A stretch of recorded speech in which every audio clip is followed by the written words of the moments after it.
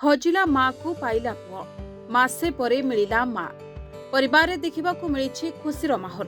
घटना घटी नवरंगपुर जिले में। सूचना अनुसार कुसुमी ग्रामर उपसी हरिजन सकाळु मॉर्निंग वॉक पई जाउथबा बेले जणे वृद्धा को गछ पाखरे भिजी बसिथिबा देखिबा पाइथिले।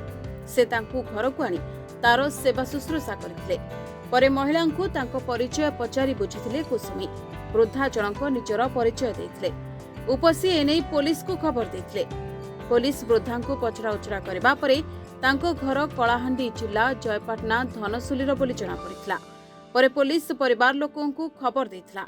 वृद्धा को नेबा लगी तांको पुओ थाना रे पहुंचिथिले। परिवार लोकों को कहिबा अनुसार वृद्धा जनक घरु निजे कुआडे पळाई जाइथिले। परिवार लोके तांको बहु खोजाखोजी करि मध्य पाइ नथिले। आज निज मां को परिवार लोके पाई खुशी थिबा कहिसंती।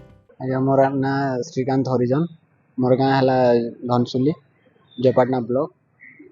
आज्ञा मोर माटा टिके मासे है टिके मेंटल टिके अच्छा टिके हजि जाइए से मैंने बेले गाँ ना तो नहीं जाने इन आसला के मत कल कला कि आसिकिना निकल जाऊे मसे 15 दिन खोजा खोजी करूँ मिलू ना।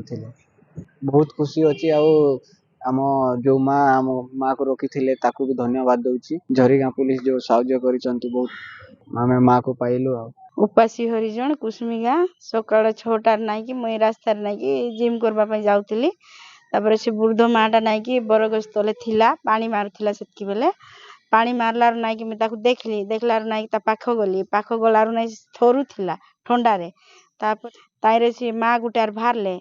माँ कहले ना ये पागली। मुई कहली कोन पाई पागली हेबे? पागली नुओ मु घर नहीं किना जीवी बोली कहली। तापर नाई कि मुई भाबली ना एडा तो रेस्ट नेबाडा भलो नुओ। हमर मीडिया भाई अछि मुई ताकू नाई कि संग संग जणाइली भाई इटी गुडे वृद्ध माँ के सिंगारू नाई कि उलीची मुई ता पाके अछि बोली कहलार नाई कि सी भाई ना संग संग नाई कि आइले मो पाके आइलार नाई कि मुई ता घरे आणली। घरे आनी कि ना सफा सुतर करली करिकिना ता खाइबा पई टिफिन आगो देली। तापर भात तैयार करली भात देली। आ थाना वाला को सहित हमर मीडिया वाला जोगाजोग कले। मीडिया वाला जोगाजोग कलार नाई कि थाना रु नाई कि लोक आइले गुड मैडम आइले आ गुड सार आइले आ सी वृद्ध माडा को नाई कि एबे नै किना गले। ता परिचय नाई कि थाना रु जाईची। पुअर नंबर भी पाइचंती जोगाजोग हेची। एबे नाई कि नै किना झरीगाँ थानार लोक नै किना गले। झरीगाँरु बसंत कुमार साहू को रिपोर्ट रिपोर्टर्स टुडे।